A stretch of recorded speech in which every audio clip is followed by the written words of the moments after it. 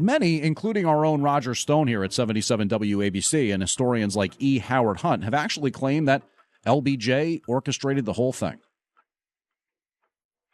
And perhaps it's fair to say that in terms of what his reaction was to trying to figure things out and the trip that Oswald allegedly took to Mexico City in the months leading up to the assassination, maybe he was just a vice president in panic. In terms of what these documents lay out, that's certainly a contention from the government that there was a high level of concern from LBJ regarding the potential for Cold War to turn into all-out war. If the public felt that Cuba or Russia had been involved in the killing of the president, if all this got out. But, of course, there's an entirely different possibility. You know, the documents show that FBI Director J. Edgar Hoover informed LBJ there were problems with the idea that Oswald had been spotted in Mexico City in the time prior to JFK's death. You know, later the story was painted that Oswald had gone down to Mexico City to hit up the Soviet embassy to try to get a visa and safe passage to the USSR. Now, that's an important part of the story in terms of the narrative with Oswald, supposedly a dejected and angry communist who wanted to kill JFK because he was angry that JFK was anti-communist. He had supposedly tried to get out, to say, I'm so rage-filled and angry and totally, I need to get out. I need to go down and get this visa to get me out of here, get me to the USSR. But the documents show that LBJ was nervous and focused on this whole thing, focused on this Mexico City story. Again, the narrative being that it's because he wants to avoid war, right? He doesn't want the public to hear about Oswald going to this Mexico City embassy and talking to the Soviets, because then the whole thought is, well, that's a link. But maybe he actually wanted the truth to be stopped from coming out. As we said, Oswald's Mexico City visit was supposed to be in late September, early October 1963. It was a red flag for LBJ because it screams international intrigue, and this is a time of Cold War tensions and the fear of World War III and mutually assured destruction and bomb shelters and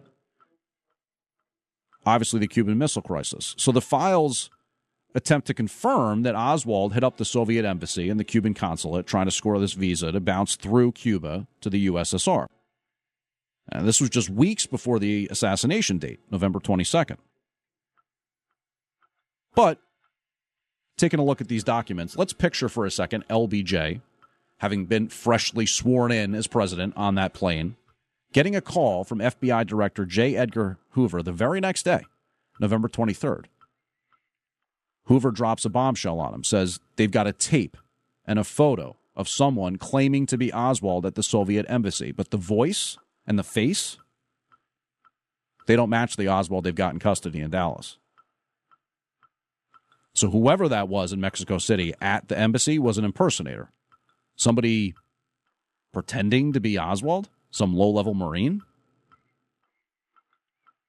The files show that LBJ grilled Hoover about this, asking, have you established any more about the visit to the Soviet embassy in Mexico in September?